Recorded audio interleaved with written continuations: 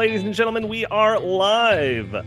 Move over Dean Scream. We just witnessed it's been 2 weeks, but we witnessed the biggest political blunder of all time. It has sent the entire political sphere into an absolute state of disrepair. So we're going to be talking about this. What does this mean for the election? What does this mean for Joe Biden? What does this mean for the Democratic Party? And how is this all going to play out over the next several months? We're going to be talking about all this and more on episode 456 of the In the Tank podcast.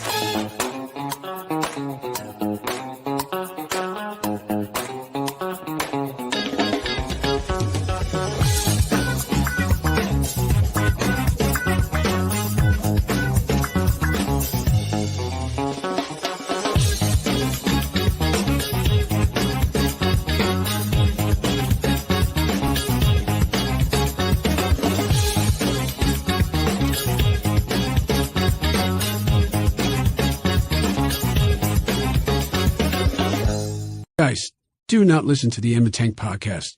It is a dangerous show of dangerous men with some dangerous malarkey, and I do not stand for it. All right, where's my Vice President, Condoleezza Rice? Wow, Joe, you're actually sounding a little bit better than you were a couple of weeks ago. You've downgraded a lot since when that was originally recorded, apparently. But yes, welcome to the Tank Podcast. As always, I'm your host, Donald Kendal. And joining me today, I've got a full crew. I've got Jim Lakely, VP of the Heartland Institute. How are you doing today, good sir? I'm doing great. I'm glad to be back in the Tank Podcast saddle after a couple of weeks away. I went up to visit some family in Alaska, and I promised that if I wasn't mauled by a bear or trampled by a moose or eaten by a killer whale, that I would return, and I've returned. That is true. That is absolutely true. Also joining us, we have Justin Haskins. He is a senior fellow for the Socialism Research Center here at the Heartland Institute. How are you doing today, good sir? Doing great. Great to be here with all of your smiling faces. Better than Joe Biden. I guess I could say that. So yeah. I think that's a low bar. Right? Could be worse. Could have an army of people on my own side saying I'm mentally incompetent and should be shipped off to an old person's home. So yeah, it could always be worse. That's I guess the big take-home message for today's show. Good point. Chris Talgo, editorial director here at the Heartland Institute. How are you doing today, good sir? Are you being threatened to be shipped off to a assisted living facility? Well, I hope not. Hope not yet. I think I've still got a couple decades in me to keep going here. I don't know about That's you, what Donnie, Joe Biden thought too, Chris, by the way. That's true. I'm really looking forward to his big boy press conference coming up today. That's a good point. Yeah. Might be one of the best press conferences ever. It's almost like a hallmark of our show that there's some big news event that always happens on Thursday afternoon or Thursday night or something like that, and we have to have a show right before it. 2 weeks ago, that was the case with the debate. So Jim was not there. It was just me, Chris, and Sam Karnick, and we were speculating about what was going to happen at the debate. And it went in a different direction, I think. I don't think any of us thought that what went down was going to go down. And what was funny was last week we didn't do an episode, obviously. It was Independence Day. And Jim was actually pressuring me to like, you know what, maybe we should do an episode. Maybe we should, take an hour out of our, Independence Day celebration and do an episode. Obviously, there's a big story going on, all of the chaos going on with Joe Biden and all of that.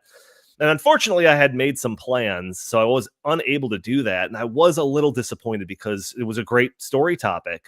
And because of the rapidity of the news cycles in this day and age, like we might have been moving on to a whole new thing by today. That was not the case. This story is still going full force. So now we've got 2 weeks of content to discuss and get through when it comes to this story of Joe Biden and his just crashing presidential campaign. Like I said at the beginning of this is just unprecedented what we are witnessing today, and so we're going to be talking about it. We're going to be talking about it a lot. So I guess the first thing, and I don't want to spend too much time on this just because the debate itself is 2 weeks old. But I am curious about kind of what your initial reactions were to the debate, because in my when I watched it, so I watched the whole thing. I watched it from beginning to end. And then afterwards, we were watching TV or something like that. And I was thinking like, yeah, Joe Biden was basically Joe Biden. Like, this is what I expected of it. And my takeaways were like, oh, the stuff about the golf was funny. Some of the things that Biden said were frustrating to me. But it wasn't until later on that night when I was like salt mining through Twitter that I just saw everyone was just unanimously like, this was an absolute train wreck, that it like dawned on me just how terrible that performance was. And I was trying to figure out like why that was. Like, why didn't that register with me right away? And I think it's because we cover Joe Biden all the time on this podcast. I mean, we're very aware of his kind of mental shortcomings and his sundowning and all of that sort of stuff. So when he was doing all of this on the stage during the debate, it wasn't anything new to me. And apparently it was new to all of these MSNBC and all these commentators and liberal talking heads and all of that. They had to like pretend like this was a new development for them, and they had to like feign, surprise and shock and all of that. So that was my reaction. It wasn't until like hours later that I realized just how bad this was. I'll go to you first, Justin. Just initial takes before we get into some of the specific angles I want to talk about in this podcast. So, per usual, I did not watch it live, and so I was getting blasted with text messages from people all over the place. We're a lot of us on this show are in a text thread. And so there was like 50 unread messages from that. I was on vacation and I'm out by the beach enjoying my life, and I'm getting, hammered with all these. I'm also on the West Coast, so everything is happening earlier. So then later in the night, I started watching some. I watched a lot of it the next day. And it was just, I mean, as bad as the text messages were saying, this is a train wreck, as bad as the headlines were saying, oh my God, like this is a catastrophe. It did not live up to the actual watching of this thing. I mean, it was brutal. It was the worst political moment. It was the worst political moment for any presidential candidate ever.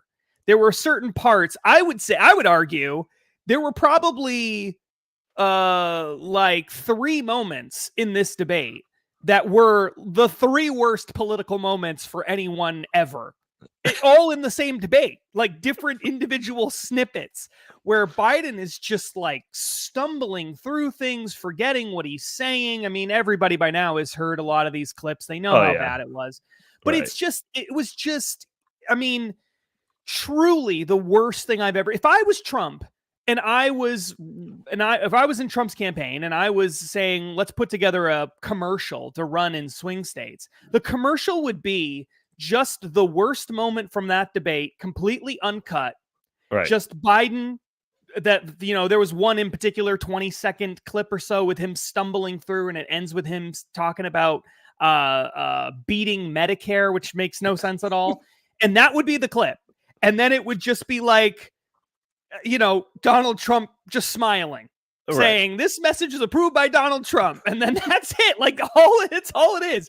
Just who is going to vote for this man to be in charge? And then just the last takeaway from it. This was not my first main thing, but I heard a couple of pundits, not many, make this point afterwards. And then I realized I felt sort of guilty for not having this opinion initially, but the worst of it is really that everyone's reaction following the debate has been mainly focused on the politics of it.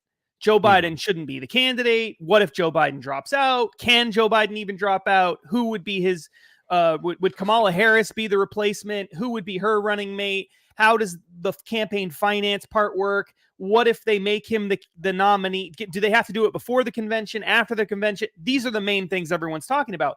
But what about just the fact that this guy is the guy who, in the middle of the night, if there is a nuclear war breaking out has to be the one to make the decision about pushing the button to launch, to launch a nuclear war. Like this guy, the guy we saw is the most powerful man in the world. He's in the most powerful position in the world. And this guy cannot string two sentences together. But we're supposed to believe that in the middle of the night, when we find out that China invaded Taiwan, that this guy is the guy calling the shots, like half asleep Joe Biden. Like, can you imagine what that guy's like? This was fully awake, drugged up Joe Biden. And he was a disaster. Half asleep, sleepy Joe? I mean, oh my God. Like, we're all going to die. This guy should not be president. He should resign right now. Forget about the politics. What about just like the nation and the fact that we have a commander-in-chief who thinks his wife is his sister? Like, what about that? I mean, that to me is the biggest takeaway from all of this is just how dangerous it is that he's still in office.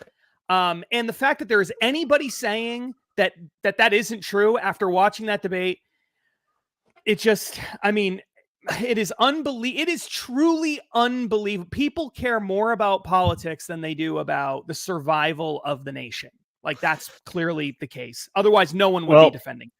We're gonna be talking about a lot of the stuff that you mentioned there throughout this episode. But Chris, the last time you and I were on the show, we were speculating about how we thought the debate was going to go down. And I, probably last time around, the first time Joe Biden took on Donald Trump and they had the debates, I probably would have guessed something like this was going to go down. That was probably my prediction back then, was like what we witnessed 2 weeks ago was going to go down.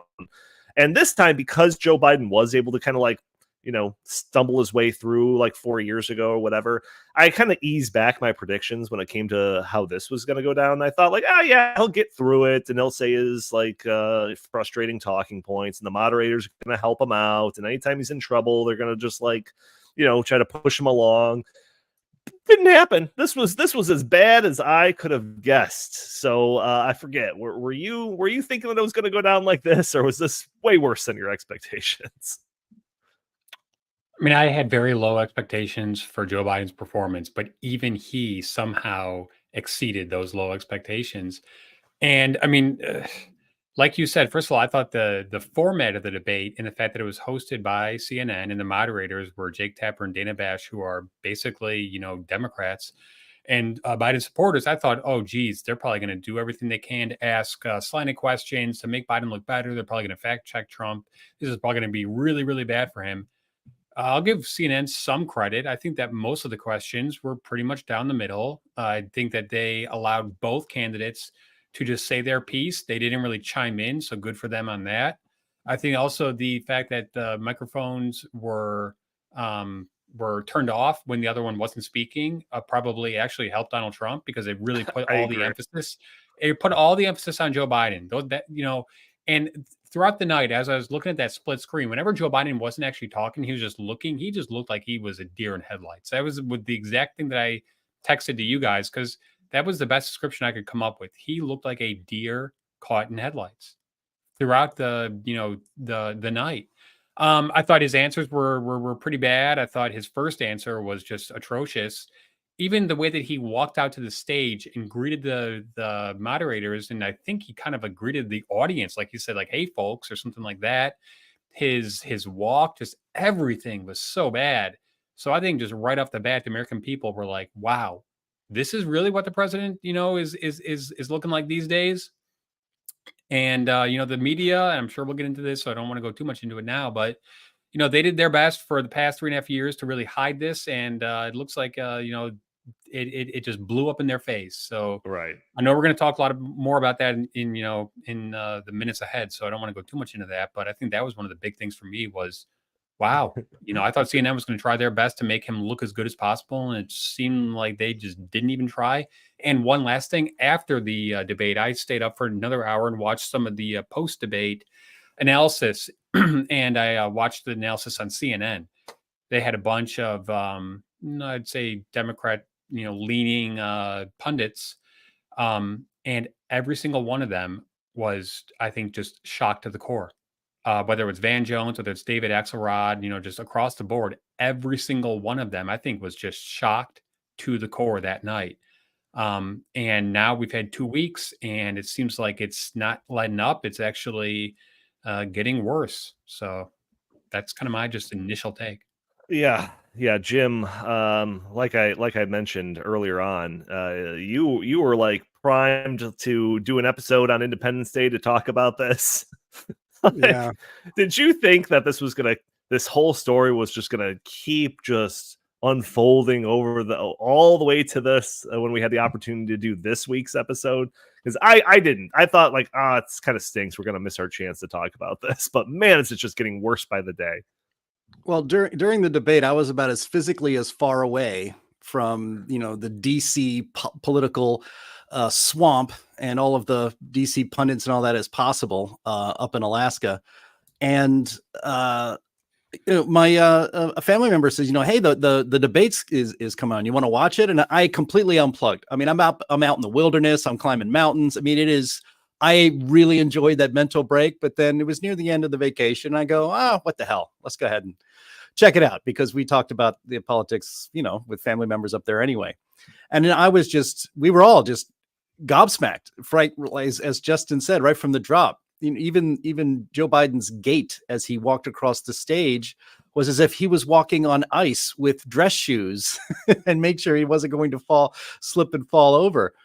But, I think one thing to remember here is that disaster of a debate, as Justin said, probably the biggest, and I think it's the title of this podcast, the biggest political mistake of all time was that debate. But it was Team Biden's idea. See, Joe was already flagging in the polls. And so the idea was, we need a debate. We need to change the narrative. We need to shake up the race. Mission accomplished, guys. Well done. You certainly accomplished changing the narrative of this presidential race, and you've managed to do something that I thought was absolutely impossible.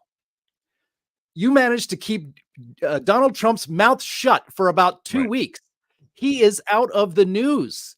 He is nowhere. It's all about you, Joe Biden, and your family and your obvious dementia.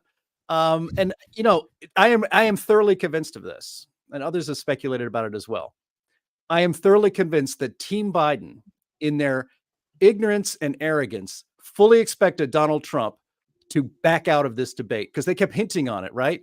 But then they started setting up all these rules that should have been deal breakers, they figured, for him. Well, we're going to put it on CNN, the network that hates you the most, even more than MSNBC. No problem. Just fine. Jake Tapper is going to be one of the moderators. He hates you more than anybody. Totally cool. Let's go. We're not going to let you have an audience, because we like how we know that you love to play to the audience, so we're not going to let you have one. Fine, no problem. What else you got? We're going to shut off your microphone when it's time for Biden to talk. Fine, that's no problem.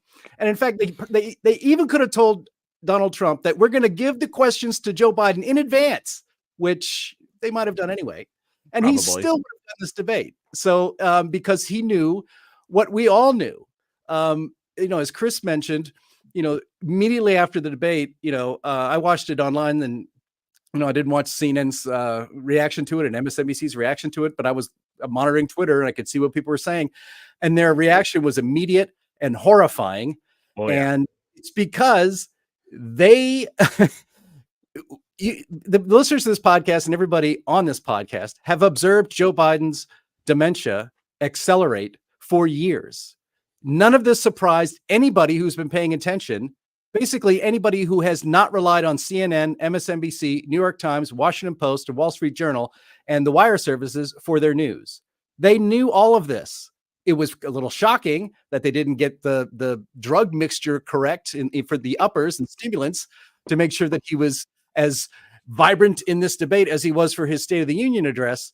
But this was not a surprise to anybody. And it's actually been revelatory, and we're going to get into that a little deeper, about how one half of this country apparently has no idea what is actually going on in this country and what has been going on with our elderly dementia patient president for, 3.5 years.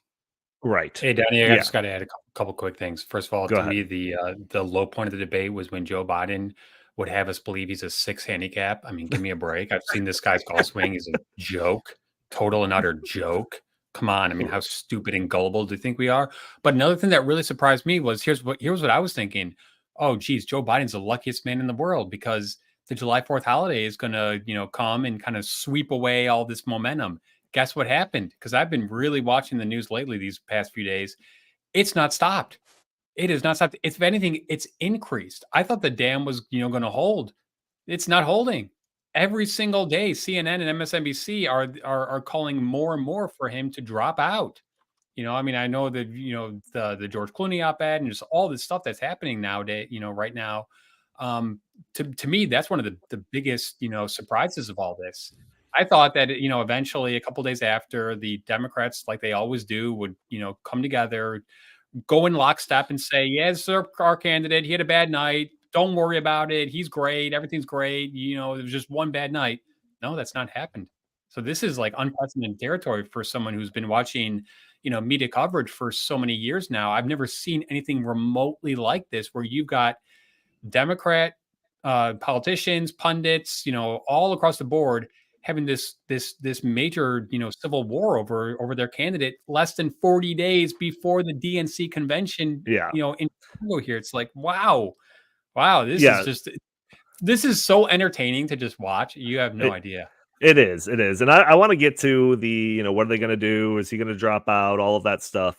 But I want to spend some time just talking about like what I describe as like the 180-degree turn that a large portion of the media has done in just since literally in like the minutes after the debate, from just like saying like, oh, this guy's terrible, he needs to drop out, physically like all of that sort of stuff.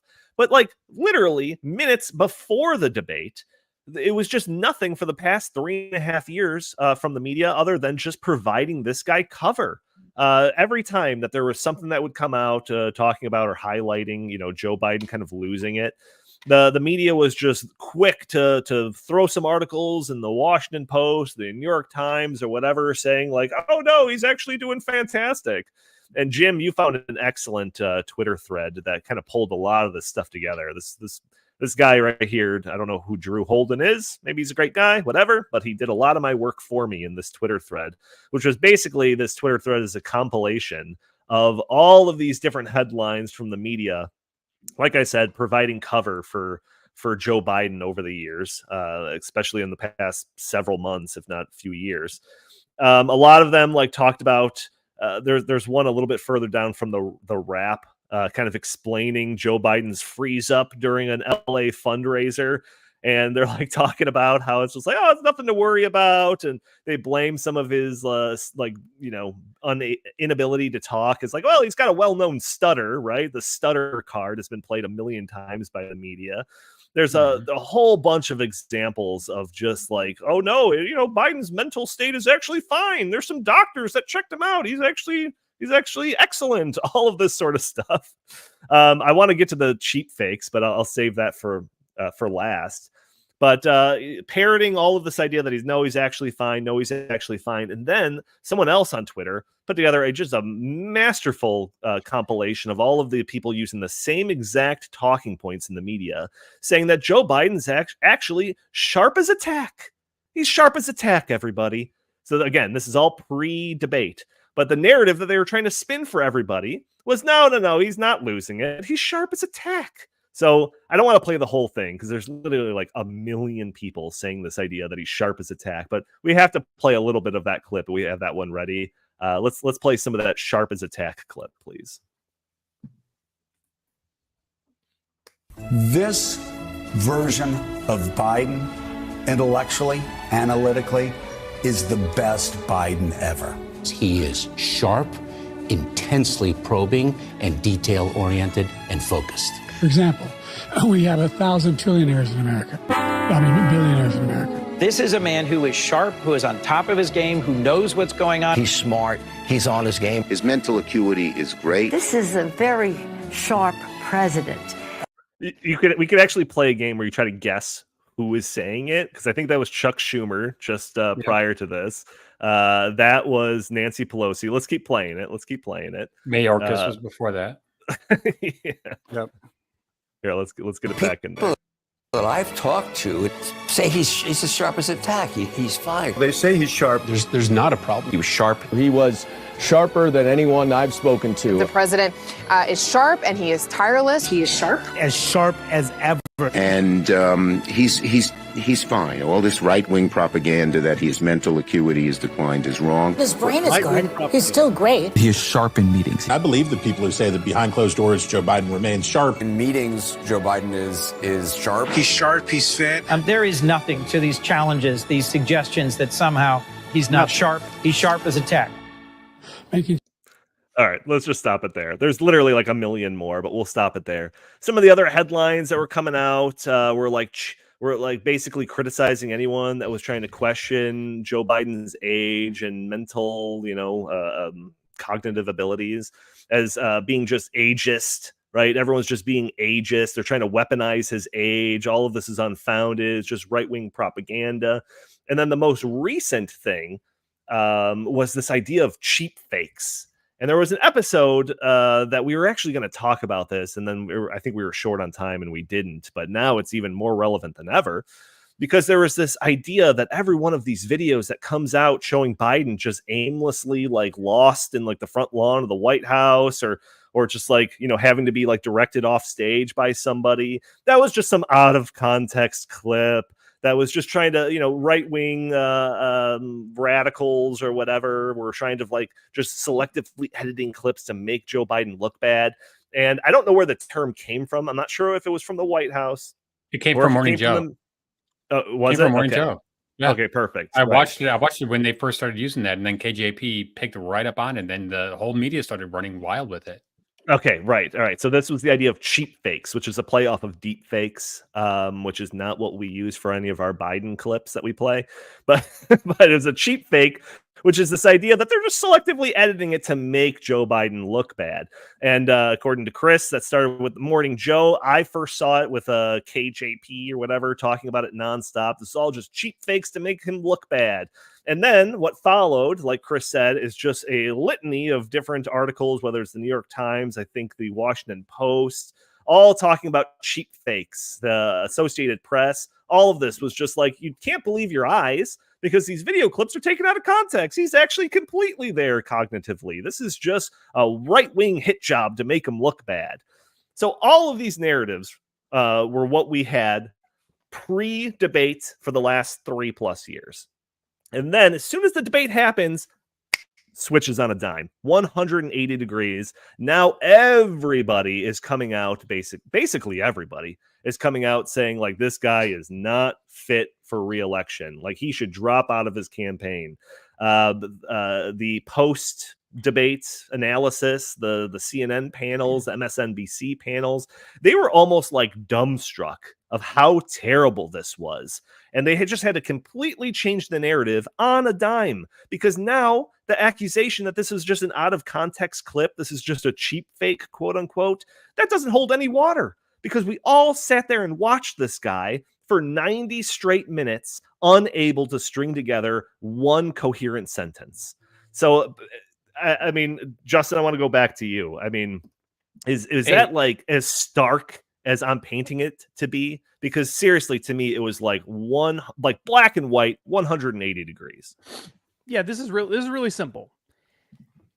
The media has no problem covering up Joe Biden's mental incapacities. Okay, they don't care about Joe Biden's fitness. They don't care about how good of a guy he is or how corrupt he is or anything else. Joe Biden is a tool. He's a tool to accomplish the purposes of the left.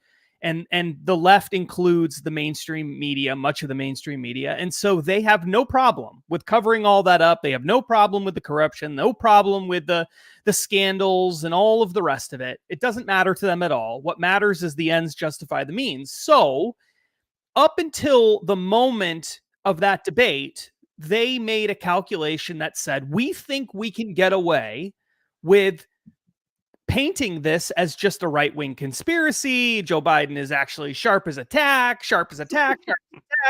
over and over and over again. And people will buy it at least enough that we think, because they hate Donald Trump so much, they'll vote for Joe Biden, and therefore, it's worth it, right?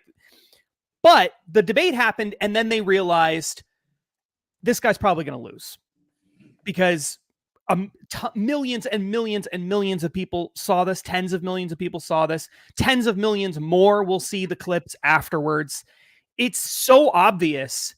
This is an uncut clip. This is on CNN. That's on our side. Donald Trump is not interrupting him all the time, so you can't blame him for it.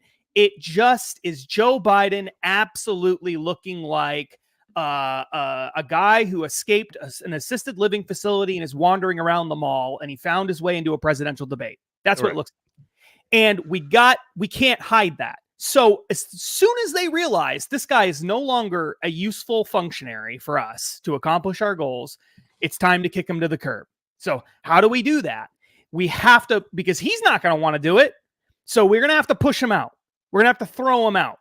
And the only way we can do that is not the only way, but one of the only ways is by making life so miserable for him, giving him and the administration the idea that there's no conceivable way they can win, because even their own side is turning against him, that he will voluntarily choose to drop out. And we have to do it right now because the convention is coming up soon, and we have to do it now. If we're going to make the switch, it's got to be immediate. And so this was just so obviously, but now the media has to explain why all of a sudden they're finding out about it when the right has been saying this for years. So what they did is make it sound like, oh, this is the first time we've ever heard of this. Other than right-wing conspiracy blogs and, stupid radio shows and stuff, like, oh, we had no idea. We've never seen him like this before. But of course they all had seen him like this before a million times. And so they didn't care. I'm going to read you one clip and then we can move on from it. I'm going to read you just one quote from Joe Biden that should have, and if the media wasn't constantly lying to you, because this is the best example in history, this whole Joe Biden saga, in history of how obvious it is that the media is constantly lying to people. Because this is like, it's just a straightforward thing. It's not like do taxes, does raising taxes really work? Or, all the other things that you can it could go either way, or liberals have a certain opinion. This isn't, it's just really straightforward. Joe Biden is mentally incompetent. Okay. We all know that. Okay. And they lied and lied and lied. And now they're caught in their lie. And now they immediately change. It's the perfect example. But I'm going to read you one quote. This is from 2017, 7 years ago. Joe Biden said this at a campaign of an event where he was in his home, sort of his hometown, Wilmington, Delaware. They're naming a pool after him. Okay. And he used to be a lifeguard at the pool. This is the whole corn pop thing and all of that crazy stuff, right?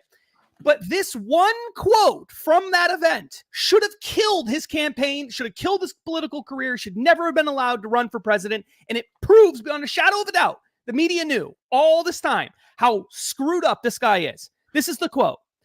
And by the way, I sit on the stand. He's talking about sitting on the stand as a lifeguard. And it's getting hot.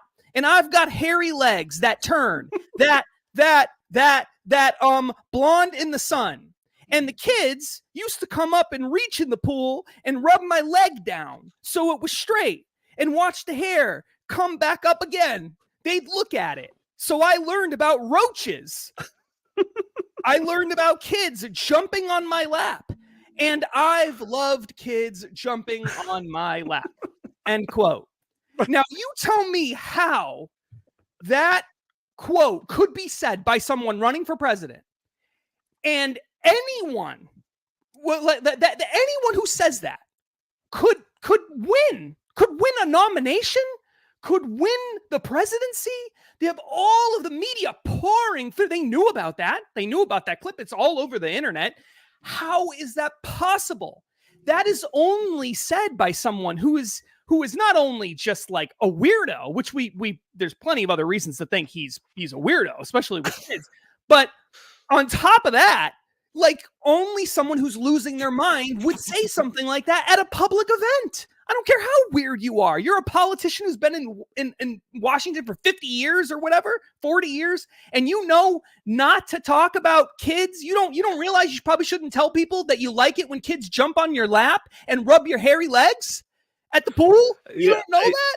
I mean, this is just, it is so outrageous and absurd, and every single American should be offended to their core that the media lied to them for months and months and years about this man's mental fitness. And if you don't watch, The Blaze and Fox News and the In the Tank podcast and things like that, you may not know it, but you now know it, and you now can go back and look and see the endless barrage of clips and information proving this point. And you now should know the media will say literally anything to you to get you to do what it wants. They are liars, and it's all propaganda. And this, how could anything be a better case of it than this? It's just unbelievable. And that should be the biggest takeaway, honestly, of this entire saga. Is you cannot believe what the mainstream media tells you. Well, and that's kind of what I want to focus on. Chris, I'm going to go to you next. But in my haste to talk about all this, I didn't do my normal intro stuff where I talk about supporting the show and all of that. But one thing that I was reminded with the little banner that came up on our screen is that YouTube did demonetize us. Because, we're not allowed to talk about certain things on their platform or something like that. So now we can't, raise any money or get any sort of support from you guys with the super chats. We've been demonetized. So if you do want to help out the show, we've got like almost a record high watching right now across all the different platforms that we're streaming on. You can help us out by going to heartland.org/inthetank, and you can make a donation through there that specifically supports the show. It's actually better than doing it through the super chat functionality of YouTube, because YouTube takes like 30% of all of that. So if you want to support the show, you can go to heartland.org/inthetank. But Chris, when I was proposing that we talk about all of this stuff on this week's episode, the one thing that I really wanted to focus on was just basically the journalistic malpractice, right? Because as Justin said, it's like how can we watch what they were saying pre the debate, comparing that to what they're now saying after the debate, and just think that there's some sort of like non-hypocrisy going on? Like, are they just willingly ignorant? Were they seriously blind to reality here? Like, what's going on in your opinion? No, Justin made it very clear. The entire mainstream media knew that Joe Biden was not fit for office, well before 2020, and they know he's definitely not fit for office now. Donnie, one thing I just do want to go back and state, everyone's talking about, he needs to drop out because, he can't campaign and there's no way he can serve 4 more years. How about the next 6 months? How about that? He should step down. The 25th Amendment should have been invoked, years ago, because he's not currently capable of serving as president of the United States. Like Justin said, the leader of the free world. So just got to get that out first. Chuck Todd, who, is on Meet the Press, NBC News, he came out, I believe it was yesterday, and said that in 2022, 2 years ago, he had a conversation with a senior level cabinet member who at that point in time told him, Joe Biden's not fit for office. These cabinet meetings are not going well. He doesn't have, he doesn't understand the issues and all this kind of stuff. Why did Chuck Todd wait 2 years for that to come out? Chuck Todd's not the only one who's been doing this. There's been more and more examples of this coming out from the mainstream media. And, it's fascinating, and it's, interesting to watch how all of a sudden now all these leaks are pouring out years after the fact. Chuck Todd should have told the American people right then and there, the day that senior level cabinet official told him that Joe Biden is not fit to be the president, he should have made that the lead story on Meet the Press. He didn't. He didn't because he wanted to hide it from the American people, because he felt that, like everyone else in the mainstream media, that they could just, hide this. I think that they felt that they could do another 2020 basement campaign, and that Biden could somehow, some way just ride this out and beat Trump. But now the polls are showing, and the post-debate polls are really, really bad. I mean, we're talking 80% of registered voters saying, no, he can't run. 72% saying, no, he's not fit for office. 67% in another poll saying, no, he's not, he shouldn't be president right now. And then when you look at swing states, Trump is killing him in swing states. Trump is beating him in some of the congressional districts in New York. Virginia's up for grabs. Minnesota's up for grabs. New Hampshire's up for grabs. The only reason why the mainstream media is doing what they're doing is because they know that Joe Biden cannot defeat Donald Trump. That's it. End of story. That is all this is about. This is not about they don't agree with Joe Biden's policies or anything like that. It's about all they care about is defeating Donald Trump. And now they are scared out of their minds that Joe Biden is going to stay in the race, or that there's going to be just some sort of thing that's going to happen where Donald Trump is going to emerge victorious. And that to them is the ultimate thing that they want to avoid. But it looks like at this point in time, that's unavoidable. And that's why now I think they're really like angry and upset and frustrated with Joe Biden. Because if you really watch this stuff closely, it's not that they have sympathy towards him. It's not that they're saying, hey, you did a great job. You were the bridge to the future. Now, please, like go out, with some grace. It's the knives are out. Right. They are circling like sharks. And, Biden is, I think he's overwhelmed. And it's just I think it's going to be very interesting over the next couple of weeks in particular, because at a certain point, they're going to run out of time. The Democrat National Convention is less than 40 days away. If he doesn't drop out in the next 10 days or so, I don't understand how like just mechanically they can do this. Yeah, I want to talk about all of that. I want to talk about all of that next and what all of this means and going forward. But I can't drop the media story, the media angle to this without talking to Jim about it first. Because I mean, Jim, does this not prove what we've been talking about with the media, whether it comes to climate change or a number of COVID stories or election integrity or all this stuff, or like the narratives that the mainstream corporate media are trying to push? Just like, how could you possibly take their word for it after they sold us this bill of lies for years at least, and then all of a sudden, as soon as it's like undeniable, they change their tune 180 degrees? What are your thoughts on all of this? It's because they got caught in the big lie. Can we call this the big lie? The fact that the media has known about this the entire time and has been trying to keep it quiet. Our corrupt legacy media is not in the business of informing the American people and voters as to what's going on in the Biden White House. They are in the business of running interference and promoting propaganda in service of the White House and the Democratic Party. And they still, I think it was Dave Burge on Twitter. Basically, the left hollows out every esteemed institution, kills it, and then wears it like a skin suit so that they are still respected. That is the state of modern American journalism today, especially in Washington, D.C. They are aware that as questioners in press conferences, and this will happen tonight, I guarantee you this, and they've shown it. They've shown pictures on TV, or I've seen pictures on social media of Joe Biden holding a card with the name and how to say it phonetically, and the picture of the journalist he's going to call on in his press conference, and the question the person is going to ask. Now, I worked for the Washington Times, and especially on foreign trips, one, I think it was either a NATO summit overseas, or I think it was in Glen Eagles, the NATO summit overseas. And I was told by the press, by Scott McClellan at the time, he's like, by the way, because it's, when you're doing a foreign visit, joint press conference is how this usually happens, or in this case, actually was a solo press conference. There's limited time. It's not like you're in the briefing room where you could spend a couple hours doing this. There's only going to be time for a few questions. And I was told by the White House, they're going to call on you, Jim. Today. They're going to go through the wire services. They're going to go to the cable networks, and then they're going to call on you. They never asked me what I was going to ask him. That is not the way it's supposed to work. But in this White House, they were giving the President of the United States the questions ahead of time, way ahead of time, hours ahead of time. And then also on that card, obviously, was the answer he was supposed to give to that question by the supposed objective fourth estate media that is supposed to be informing the country. And instead, our fourth estate corrupt legacy media has been misinforming the country. And on top of that, they call telling the truth misinformation and disinformation, and cheer on and collaborate with social media companies to keep the truth from being stated.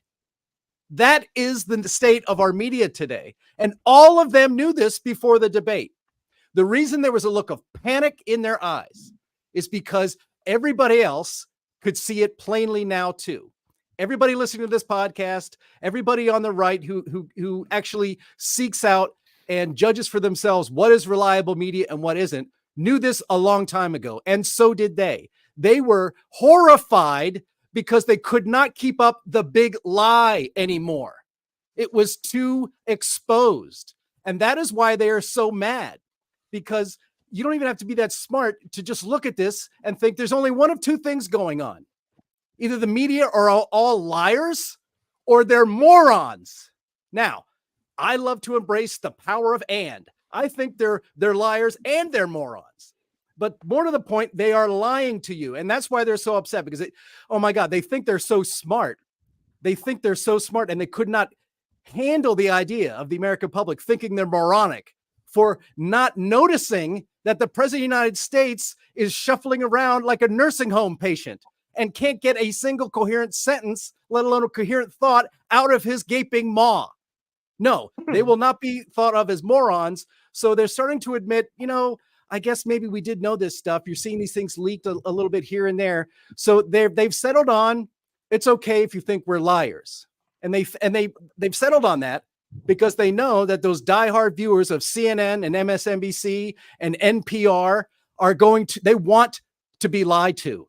And so they're just going to come right back into the fold, and all the lying is going to continue, at least as far as Biden is concerned, until they can get him out of there. I mean, this is the only way the media was forced to report the truth about this White House, was because of that debate. If that debate didn't happen, if Donald Trump dropped out, we would still have a doddering president who should not be president, let alone running for office. You can't just say, I'm not going to run for office, but I'll still be president until January 2025. That's not how it works, guys. If he can't run for president, he can't be president. And the only reason any of this is happening is because Donald Trump did not take their bait, was not dumb enough to back out of the debate, because he knew this would be the greatest exposure of not just his opponent in the presidential race, but of our utterly corrupt and lying media. It's a tour de force of smart political positioning. Yeah, I mean, that's got to be like the biggest takeaway. The biggest like non-political takeaway from this whole fiasco is just like, how could we possibly trust the mainstream corporate media after this? Like, how can we? How possibly can we? So now in the aftermath of the debate, as Chris was saying, it's like the knives are out. All the big establishment newspapers came out with op-eds. Their editorial whatever came out with like articles talking about how now is the time for Biden to drop out. The New York Times said it, the Washington Post said it, the Atlantic Journal Constitution said it.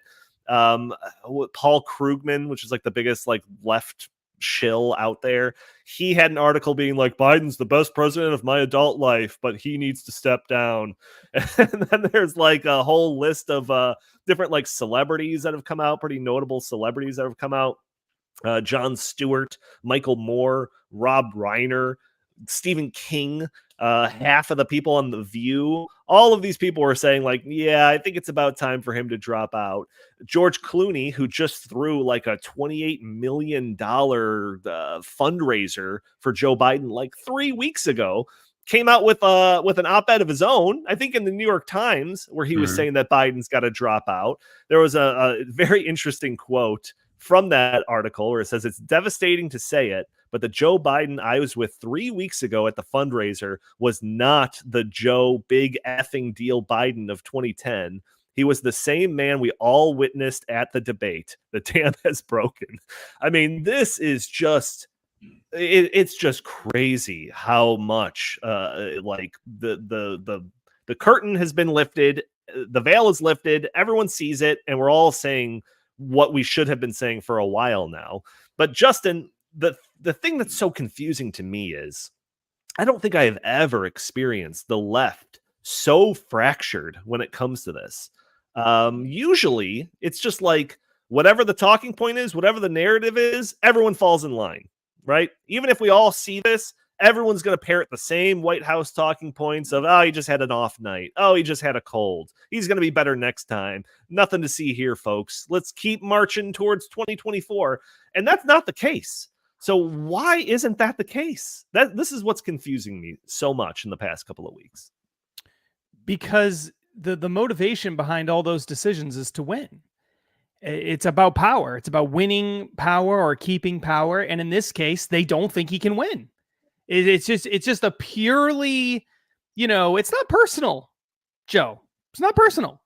They don't hate you because of your corruption or your personality or that you were accused of sexual assault or all of your many scandals and the constant lying and the plagiarism. It's nothing to do with that. It's not personal. You are no longer useful to them. That's what this is about. This is business. You're no longer useful. You can't win. That's the mindset. They think they're pretty sure. They're not 100% sure. They're pretty sure you can't win. And so you're no longer useful to them. And ultimately, these relationships are always transactional for the left. And in politics in general, a lot of times, they are transactional relationships. What can you do for us? And in this case, Joe Biden can't do much for anybody other than his money grubbing family and his power hungry wife. Like, other than them, he really can't do much for anybody anymore. So they got to get rid of him. It's just as simple as that. So do you think that this is like a legitimate civil war in the Democratic Party, where it's just like you've got most of the establishment saying yeah, he's got to get out, and then there's just the Biden team that's stubbornly not getting out? Is that what I'm supposed to believe here? Well, I mean, 1,000%. Well, I mean, 1,000%, and it's not a war because they think it's based entirely around winning. There's a group of people in the Democratic Party who are saying quietly, as George Clooney noted in that article, actually, he talked to a bunch of members of Congress. Why George Clooney has all this access to people is a totally different story. But he's talked to all these members of Congress, and they're all quietly telling him, Democrats, he can't win. This is a disaster. But they're not publicly saying it. But the point is this. The war is based around some people in the party, like John Fetterman, people like that, are saying, and AOC, we know AOC has come out in support of Joe Biden. John Fetterman out in support of Joe Biden. AOC doesn't like Joe Biden. Not really. Okay. Why is she doing it? Because in her mind, she thinks this is the best chance of winning. Then you've got a bunch of people on the other side who are telling him, New York Times editorial board, Washington Post, New York Magazine, all these other things, who are saying Joe's got to go, George Clooney, and it's because they think he can't win. So the whole thing is it's a civil war, but it's a civil war based around some people think he's still the best chance of winning. Other people think, probably because it's just too late in the game, other people think he's going to cost them the election, and that's the war. And they're trying to push him out. I said this, and I was 1,000% right. When the New York Times published that op-ed initially, the next day after the debate or soon after that, a couple days later, saying Joe needs to drop out. I sent a message to you, Donnie, to a bunch of people at Heartland saying this must be part of an organized effort to get rid of him. Sure. It was the first major shot against him. But my whole argument was the New York Times editorial board does not go rogue. The left doesn't operate that way. Right. So there has to be a whole group of people on the left, establishment types, people who are hanging out with the New York Times editorial board, who are saying, okay, we're all in agreement, right? We're going to kill him politically. We're going to get rid of him. Politically, he's gone, right? And everyone there says, yep, we're going to have to push him out. And then it was one op-ed, one news article, one series of video clips after another on CNN showing Joe Biden being incompetent and and that was all a part of a clear, coordinated campaign to push him out. And then the people who kind of rallied to his side are kind of trying to push back against that. And their main argument is basically he's still the best chance of winning, probably, so we got to do it. But ultimately, it's a coordinated attack on his presidency being in office. And it's based entirely around That one thing. Can he win or can't he win? And the really crazy thing about this, by the way, is if you just think about the legacy of Joe Biden. Oh, yeah. If Joe Biden stays in this race and loses, oh, yeah, he will be forever crucified by his own side. Forget about the right. They will blame him forever.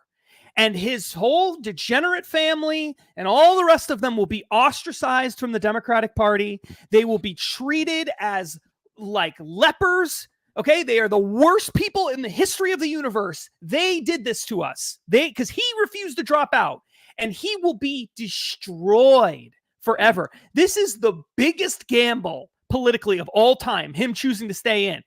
And I can't, in a way, I am shocked that he's doing it. At least that's what it seems like so far, because of what the ramifications will be for him and his legacy going forward if he loses to Trump. No doubt.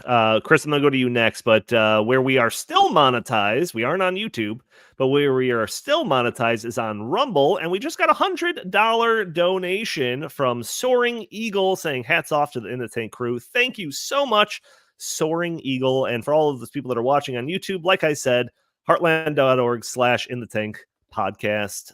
You can go or I think it's just In the Tank. Heartland.org/In the Tank if you want to support the show that way. But Chris, I mean, I don't know. It's still hard for me to kind of understand this because, like Justin said, if the New York Times comes out, we're gonna fire this salvo against the Biden campaign by saying in the big New York Times, the paper of record, all of that sort of stuff, that Joe Biden needs to drop out. That's part of some just like coordinated campaign from all of these other people, which is what it seems like, because it was almost simultaneous that we saw a whole bunch of other articles coming across mainstream media sources saying the same thing. All of these celebrities, all of these people unable to deny the reality of what we all witnessed for 90 minutes on that fateful debate night. But they don't have the power to really just kind of like push Joe Biden out. Joe Biden is the stick in the mud, because I'll tell you what, if this is all about winning the election, what the worst strategy is going into the election is having weeks of inter-party fight going on where we can't decide which direction we're going. Are we going the Joe Biden route or are we going a different route? So it's like, it feels like they have to figure it out. So is it really just Joe Biden being stubborn Joe and like the party really having an inability to like force him out in some way or another? What are your thoughts? I absolutely think that. And, like Justin was saying, there is a lot of chatter that behind the scenes, high ranking Democrats, in the Senate, in the House of Representatives are saying he's got to go. But then unfortunately, when they go on some of these TV shows, they kind of, it's like they're more or less cagey. I think Nancy Pelosi's comments yesterday were pretty interesting because after the debate, she came and said, no, he's the guy. He's going to remain the guy. Yesterday, she made it seem and she said it like in such a politically savvy way of, when he makes his decision, Nancy, he already made his decision. He doubled down. He doubled down literally 5 minutes after the debate saying, I don't care. I'm still running. And he's doubled down many times after. She knows that, but she's still trying to give him an out. So I think they're trying to give him this off ramp to say, hey, after a couple of weeks, I finally come to the conclusion, but I don't think he's going to do that. I don't think Joe Biden's going to step away. Nothing he has shown, not in any way whatsoever, or Jill or Hunter or the Biden team has shown that he's willing to even entertain dropping out of this race. So the delegates are pledged to him. He earned those delegates. This is the way that the Democrat Party wanted it to be. They wanted Joe Biden to be the nominee again. There were plenty of Democrats in 2023 who were saying, hey, maybe we should have an open primary. Maybe we should, replace him at the top of the ticket. The party bigwigs said no, and now they're stuck with him. But now they're trying to pretend like, oh, darn, we need to go into a smoke-filled room and make some decision. It would be so ironic if they did that, because this is the same party that keeps telling us we're the party of democracy. We're the party of, respecting the voters. All right. Primary voters already voted. This is who they voted for. You have to respect that vote. So it'd be also, I think it'd be just like a slap, in the face to all the primary voters who have said, this is the guy we want. So you chose him. You got to stick with him. You know, it's that kind of a mentality for me. But I don't think Joe Biden's going to willingly step down. Now, Donnie, you know, we've been talking about this over the past week or so. Would not surprise me if things are happening behind the scenes where they're saying, "Hey, Joe, if you don't step out, then Hunter might, you know, get in big trouble, and we might actually have to go after the big guy." Also, there's speculation that, you know, the Bidens are broke. Hunter is very broke. He had to borrow $5 million to pay his tax debt from that sugar daddy brother kind of guy, whatever, you know, weird stuff. So apparently there was speculation that, hey, they just say, hey, you step down, we take care of the family, $100 million payday, big presidential library, you guys are set for life. And then he does. However, you know, Jill Biden really likes power. She did a Vogue interview in which she was wearing a $5,200 Ralph Lauren coat. Talk about being out of touch. Right after the debate, and one of the quotes that really stood out to me was she was talking about how when she's in the presidential limousine and they're going, you know, to places, how she just said, "There's nothing like the feeling of watching these people have to get off the highway so that we can come through." That is such a telling quote. That is really telling. That's who Jill Biden is. She wants her husband there because she also likes the rewards of being in office. So to me, Donnie, this is part and parcel for the Bidens. The Bidens, and Joe Biden in particular, has put his career above the country time and time again. So I don't know. Why would he all of a sudden at this stage of his life say, "Hey, I'm going to do the right thing, do the patriotic thing, do the thing that's best for the country," and step down? I don't think that's in his bones. I don't think he's capable of doing that. Oh, hey, hang on. We got exclusive footage of George Clooney talking to Joe Biden and trying to convince him to take the right track. If we have that, do we have that queued up? I think we can play this video. Let's go ahead and play it. Wish that we're here with better news. The fact is that you and I are sitting here today because this will be your last week of employment. This is not an assessment of your productivity. You gotta try not to take this personally. Well, I just had a bad night.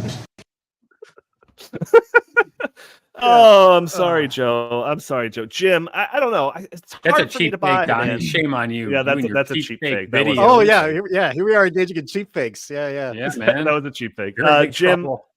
I don't know. It's hard. It's still hard for me to buy. Like, I swear, the amount of influence and power wielded by, you know, the Democratic Party and the whole media structure or whatever, it's all stopped by some like doddering old man saying, "Oh, I actually want to run for president still." Like, really? That's what's stopping them? That's what's causing all of this chaos? That's just like blowing up in the face of the entire Democratic Party over the past 2 weeks? That's seriously what's stopping all of this from happening?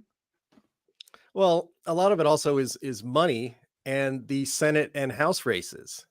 And so, I mean, I also used to cover Capitol Hill, and every week when in session, each of the parties, they have a caucus lunch, and it's usually they have speakers, and they, you know, they're all together in the same room, and they just talk about what's going on, political strategies, things they have to do to get things done together as a caucus.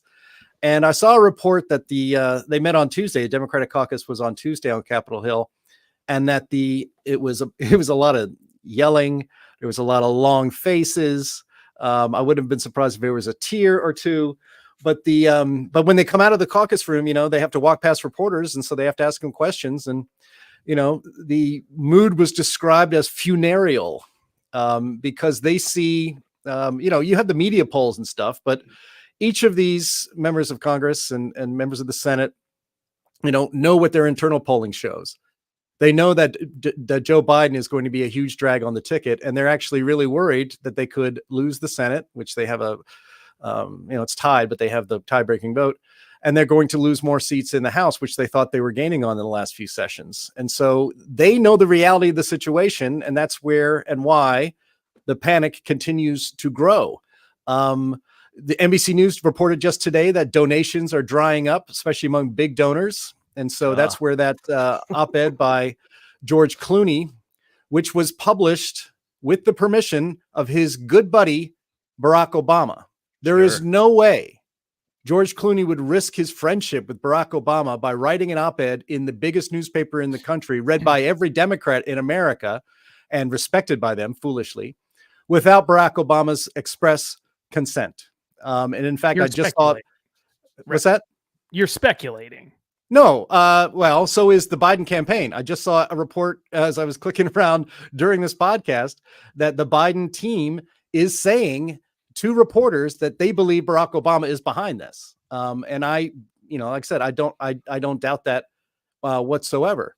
And the Washington Post is now even reporting that Democratic leaders and union leaders are expressing their worry, out in the open. It said in a closed door meeting on Wednesday, some of the country's union leaders said Americans' doubts about Biden's ability to do the job were damaging his candidacy and repeatedly asked Biden campaign officials for their plan to defeat Donald Trump. You know what their plan was to defeat Donald Trump? Put him in jail. That was it. That was pretty much their entire plan to beat Donald Trump.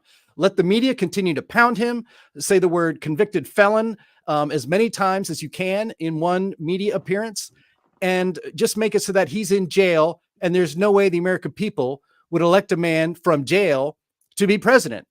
But that blew up in their face. He's not going to be in jail before Election Day, and he won't be in jail, I believe, now after Election Day either. And so now they're stuck. And it's even worse than that.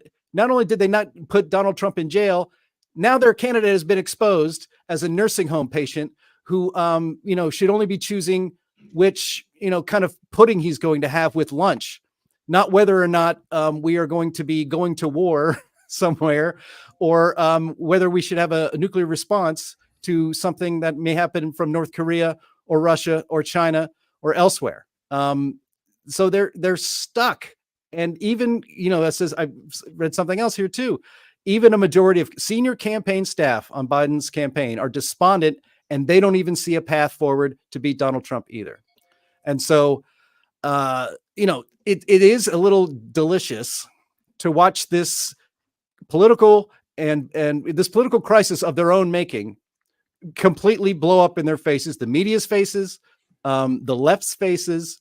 And I have not experienced a media month this satisfying, I don't think, ever. And I just hope it continues. Hey, real quick on the funding donor whole angle.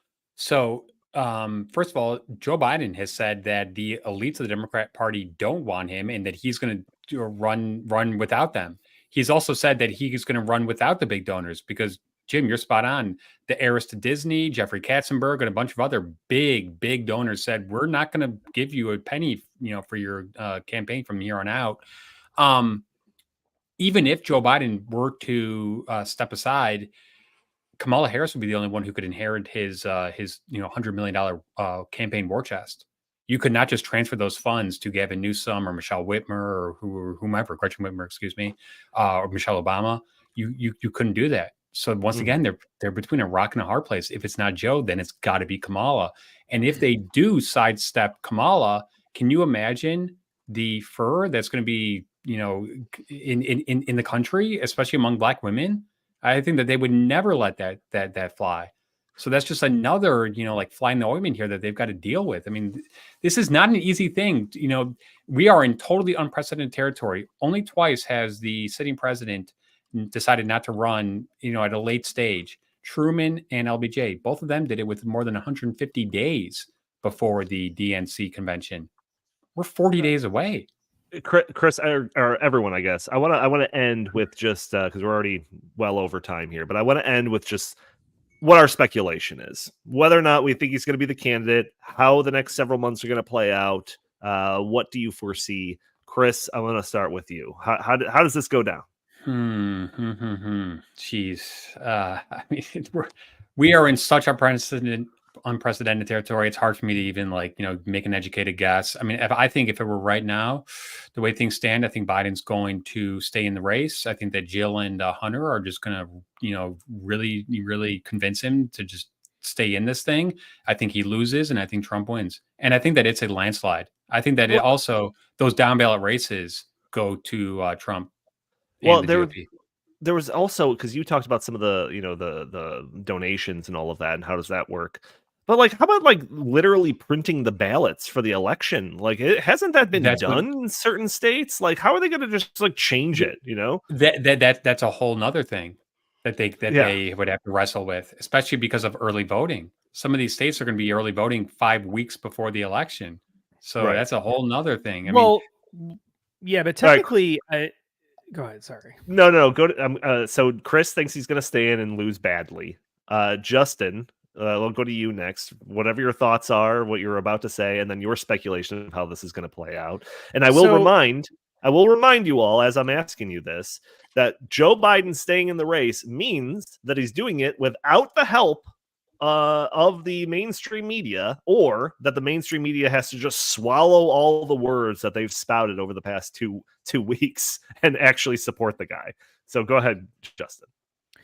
Okay, so I guess my question is, and Chris, and before I answer, I think Chris and Jim might know the answer to this question. I haven't followed the details of this quite as closely as they have, but before the convention, obviously, theoretically, if Joe Biden were to just choose to drop out before the convention, then Kamala Harris could, or anyone theoretically, could be named the candidate, because officially they haven't actually named the candidate yet. So I don't think they would be in any kind of trouble with the ballots and states and stuff like that. I think that would get more complicated after the convention. I could be wrong. And if I am, then Chris and Jim should tell me I'm wrong. But I think that's the way it would work. The money part, Chris is exactly right, which seems to suggest that Kamala Harris has to be the person, because she could use all of the money from their campaign war chest that they've built up. So it makes sense that she would be the person if he's going to drop out. So assuming that it's easier to replace him before the convention. If I'm wrong about that, someone needs to tell me. But assuming it's easier to replace him before the convention rather than after, I would say that my gut tells me he's gonna, at the last minute, drop out. I think it's like 51-49. Okay, so I'm not saying I feel super confident about this, but 51%, 49%. I say at the last minute before the convention, he drops out voluntarily because he was pressured behind the scenes. Probably the screws really turned tightly on him related to the corruption and all of that stuff that the media has just ran cover for him for over 3 years now. We have the Hunter Biden laptop from hell stuff. We've got all the payments of the big man, all that stuff. I think they turn the screws on him. They force him to voluntarily resign right before the convention. Kamala Harris is named the candidate. It doesn't really matter who the VP is at that point.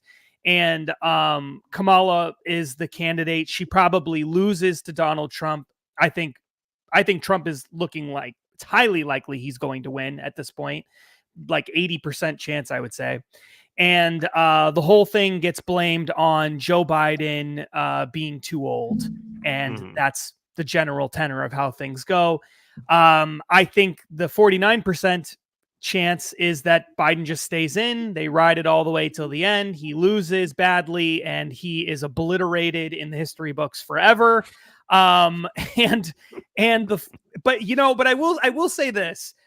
One really interesting thing to think about is, and I don't know, I'm not saying this is the case at all, but there is a really interesting case to be made that the media would benefit far more, and the Democrats arguably would benefit far more from Joe Biden losing and Trump being the candidate than they would with Trump losing another 4 years of this nonsense. I mean, really, when you think about it, long term, like if you're looking 5 years out, 10 years out, what's the best thing for Democrats? It's 4 more years of Donald Trump bashing. What's the best thing for CNN? Chris knows this, right? I mean, what's the best thing for CNN? It's 4 more years of Trump. It's not 4 more years of Biden. MSNBC just had their lowest ratings of all time last week. Exactly. So they are desperate to get Trump back in the White House. Exactly. No one's watching MSNBC and CNN right now. Look at what happened to CNN streaming platform. Give me a break. Exactly. And that having the villain specter of Donald Trump like looming over the country, the resistance thing comes back into the woodwork, fighting back against the dictatorship of Trump, like all these things that we know they're going to do if Trump wins. That is good for ratings. Lots and lots of money for the left. I don't think that's what they want. Ideally, they wouldn't choose that. But if you're going to lose an election, you might as well lose in a year where you have a terrible candidate who, if he wins, it's probably not great for your side long-term anyway.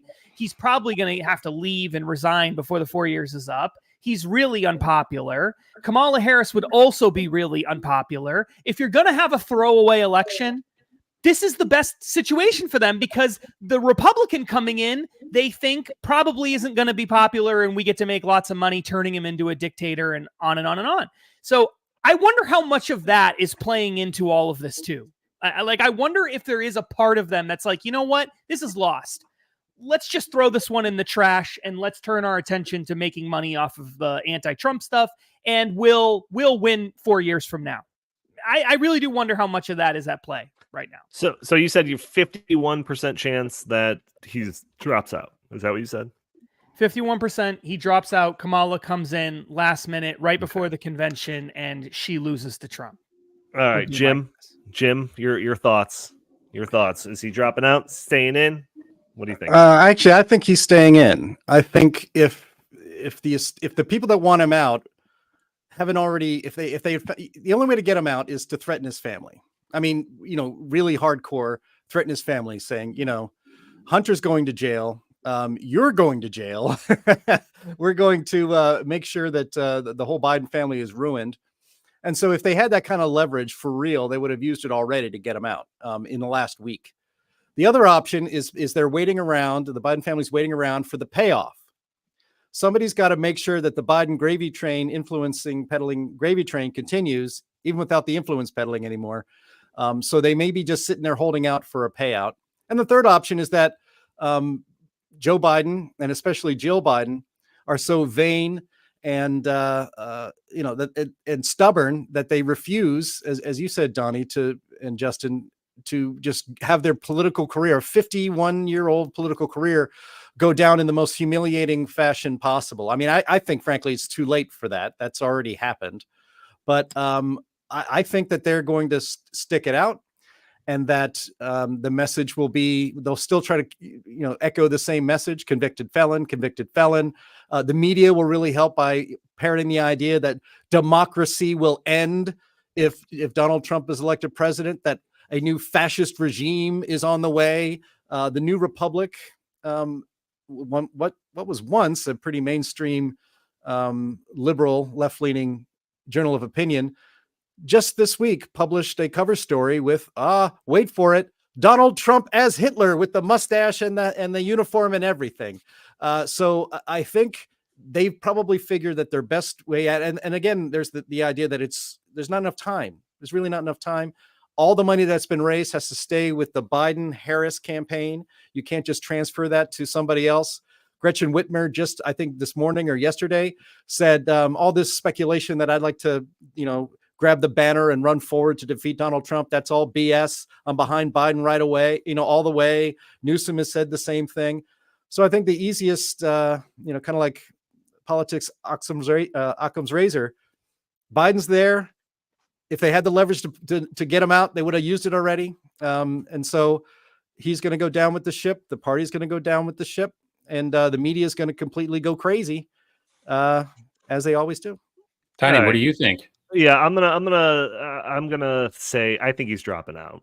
I think that they're going to do. I think, Chris, you mentioned the idea of like, hey, we're gonna throw a whole bunch of money at you for this presidential library. You got to salvage your legacy, all of that. You had a great 4 years. You beat Medicare. I mean, COVID. You did all of this.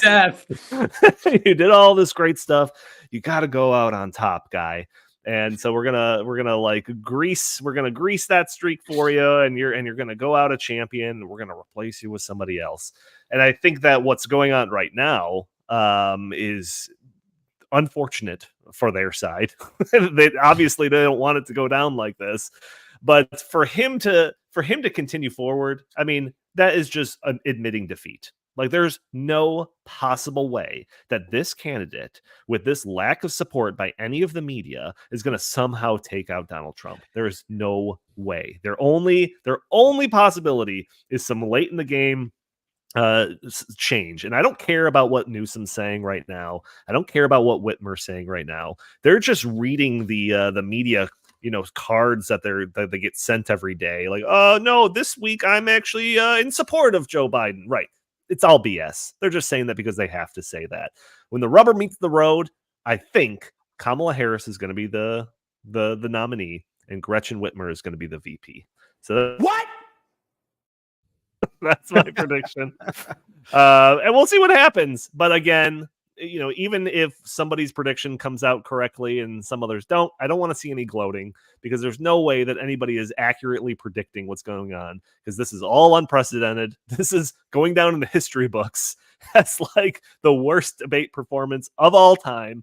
And it's just it's a fun media circus to pay attention to. But gentlemen, any last words, any anecdotes, anything you want to get off your chest before we say goodbye for this episode? Support the show. Go to heartland.org/inthetank. Help us support the show. That'd be great. Yep. Chris, what were you saying? I was going to say, attention Democrats, you reap what you sow. Your chickens have come home to roost. You made your bed, now lie in it. That's right. All I got. Justin, you're the only one that didn't say anything. No, I've got nothing. He's already exhausted all his ammunition. All right. Thank you all for tuning into this episode of the In the Tank podcast. If you're listening to the show, the audio only version on iTunes, first of all, leave a review for us. That would be greatly appreciated. And also consider joining us where we are streaming this live on YouTube and Rumble and Twitter or X, whatever you want to call it, and Facebook. And you can join the conversation live. Throw your comments and questions in the chat. Maybe we'll show your comments on the screen. Maybe we'll address your questions on the fly. You could also support the show, I guess, on Rumble. You can donate to us through Rumble. We'll learn that today. We are demonetized on YouTube, so if you want to support the show and you're watching us on YouTube, you can go to heartland.org/inthetank. And you can support the show that way. It's a lot better because YouTube doesn't take a cut of those donations. You could also support the show by not spending $1, just spending a couple of seconds, hitting that like button, sharing this content, subscribing if you haven't already, or just leaving a comment under the video. All those things help break through those big tech algorithms that prevent content like this from being shown to more people. If you'd like, you can follow us on Twitter at InTheTankPod, and you can send us your comments, suggestions, and questions to the show by emailing us at inthethankpodcast@gmail.com. Jim Lakely, where can the fine people find you? At J Lakely on X/Twitter, at HeartlandInst on X/Twitter, and also follow us on at Stop Socialists on X/Twitter. And thanks for everybody on that channel watching us today. Absolutely. Justin Haskins, same question. Don't worry about where to find me. Everybody go to whatever Joe Biden's presidential website is. Go to all social media accounts are and beg him to stay in the race. Tell him how important he is. Tell him he's really smart and great and wonderful. He needs a boost right now. He's struggling. Yeah. We got to get him to Election Day. We need to do this, guys. Team Biden. We can do it all the way to Election Day. And then, of course, don't vote for him. Or do whatever you want. I don't care. But just let's give him a round of support right now while he desperately needs it. We got to get. Yeah, that whole debate performance, it was just a stutter. Chris Talgo, what do you have to pitch today? Well, I second Justin's idea, and in fact, I think I should write several op-eds, promoting Joe Biden, endorsing him in the next couple months, just to make sure that he doesn't drop out. Yeah, don't believe your lying eyes. Biden's debate performance was top notch. That's your next headline. That's my next headline. All right. Yeah. Thank you all for tuning in, and we will talk to you next week. You answered every question. You knew all the facts. And let me ask the crowd, what did Trump